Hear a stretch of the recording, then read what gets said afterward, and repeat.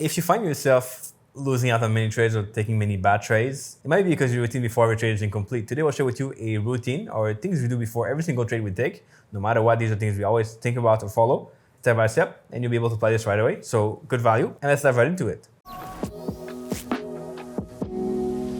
All right, so what's the first thing that you do before every single trade? So whenever I'm doing manual trading, I like to start by planning out my trade.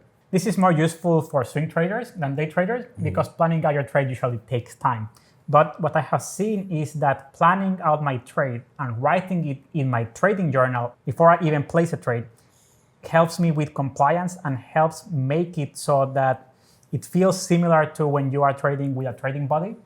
You have accountability to yourself a bit more than if you are just looking at the charts and saying like, oh yeah, this fits my strategy and pattern. So that's my first thing is plan your trade and write it down in your trading journal.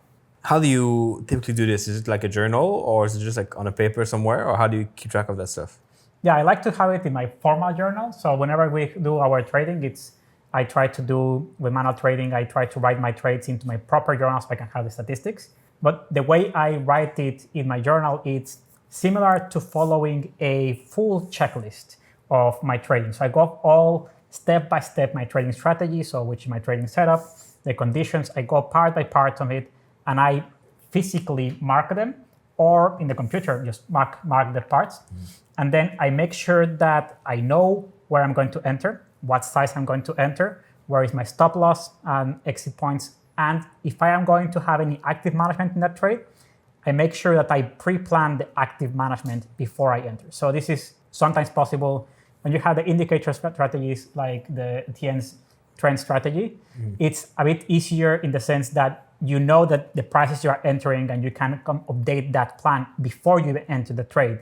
So that's what I do. That way, when the price actually hits my entry or when it's going to get there, I know already the whole numbers, so I can just essentially put in my trading platform and click buy or sell without having to be fumbling around or trying to think like, does this actually fit my plan now or not? So this solves many of those problems of double guessing yourself or triple guessing yourself once you're executing, because all that thinking work was done beforehand and you are just doing the last click button at the end. Definitely. One of the things that's really important too before every trade is really thinking about the mental side of things too, and realizing, are you taking this trade based on a disciplined mindset, or are you just kind of trying to get in because you think it's going to go up really fast, or because you fear you'll miss out?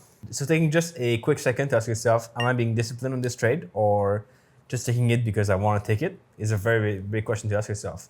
I did this for a long time before every single trade. I would ask myself, am I really being disciplined here or not? And sometimes I will be, sometimes I will not be, but then I will try to stay away from the trades that clearly were not disciplined and focus on the ones that I was more disciplined to have better results long term. And sometimes you have this impulse too of like, you want to get in that trade because you just seen it run away from you, and then you want to get in quick before it's going too far or too fast. So you just take that trade right away, and then price goes back against you. These trades you have to be very careful because they tend to come in the moment. You don't really kind of see them come, and then you want to just jump in. And really kind of having a step back to think about, is this a trade I want to get in because I'm afraid to miss it? Or is this a trade I want to get in because it's a really good trade based on my strategy? And even if you miss it, but you take a step back and think twice about it, it's still worth more than taking the trade fast and ending up losing on that trade. That's very true. It's always better to miss a trade and then take the next good trade than to enter late and maybe be violating your trading plan. Speaking of trading plan, I'm going to go to the next point of, as I mentioned before, for me, the trading journal has become a non-negotiable part of my manual trading because it's just so powerful to make that compliant. And you often catch yourself going into those mistakes, or you catch yourself looking at the setup that may not really fulfill your requirements of your trading strategy. But if you have the time, you have to do the effort of putting it in writing, why it fits and or why it doesn't fit in your strategy. You catch yourself before those mistakes happen. So that's something that you should really, for me, it's a non-negotiable aspect of trading. I know people like to really complicate things with journals here. There's like so many journal software now these days, but we like to keep it simple. We like to just, for me, I like to have a visual board of my trades, like a Trello or kind of Notion kind of board, and it works well for me. You have a different method a little bit, but That stuff is very useful. To keep it simple, you don't have to really be complicated, or sometimes having a big tool kind of adds friction, then you kind of forget to do it, or you don't want to do it, then it's just hard to just maintain a good journal over time. The best trading plan is one that you can actually follow in real time, instead of one that may have too many things and then things get complicated. And as Etienne mentioned, a good trading journal is not a trading journal that has all the information in the world. It's a trading journal that has the distilled parts of your strategy and just allowing you to identify and to mark trades as good trades or bad trades based on how well they adhere to your plan. And it can be as simple as 5 bullet points, just checklist them, and then maybe a screenshot of the chart so you can analyze it later. Yeah, I've done a video on this not long ago, so I'll leave it link here in the corner. Also over here, you can check it out. That video dives into how I do that journal and also give you a template to do it if you want for Notion. You can do this in multiple apps. For me, it's the easiest way that works the best because I've done it for so many years and it's just so simple to do and so fast to do as well. So you can check it out, but that's a really good way to do it. You divide your trade between good and bad, and if they lose or win money, basically, is the overall principle here.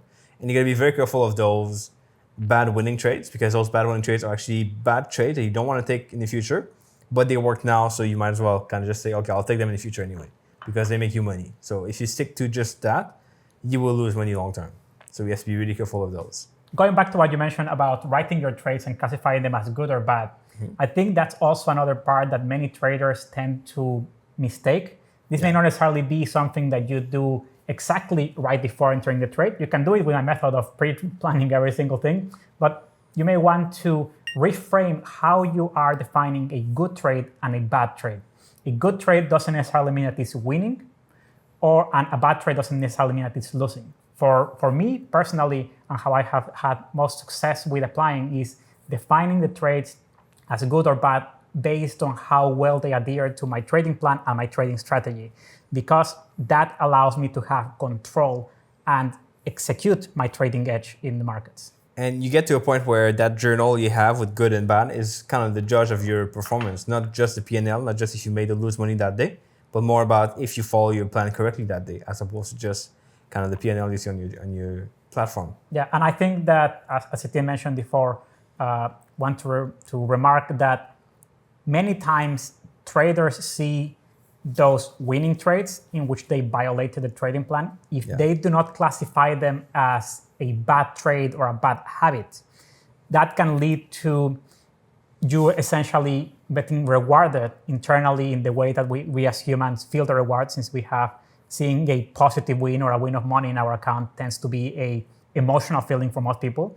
That tends to reward you for violating your trading plan, for violating your execution rules, essentially.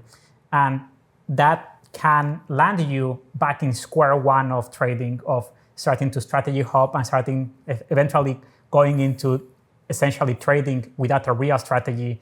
And we all know that only leads to you becoming a losing trader and not being able to be successful with trading long term. If you do these 3 things we mentioned, so we talked about keeping track of your trades, we talked about having the right mindset before the trade, checking in on yourself if you have the right mindset, or if you're just trying to go on an impulse and getting in a trade really fast.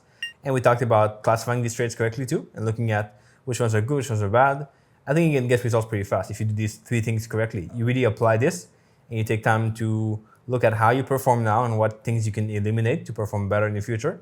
It's not about adding more trades or more setups or more strategies. It's about taking it off and removing things that make you lose money long term. So I think it's a good point also. But it takes not much time to get results once you do it right. It took me about maybe 3 months to get results once I started doing this myself many years ago. And I've been profitable since then. So hope you can see how this works out. If you have any questions, make sure you comment below. If you want to see more videos on how we do this, we'll leave them linked below. You have the free template for Notion on how you can actually track your trades. Make sure you subscribe if it's not done yet. We publish these videos like this 3 times a week, and we'll catch you back here in the next video pretty soon. Ciao.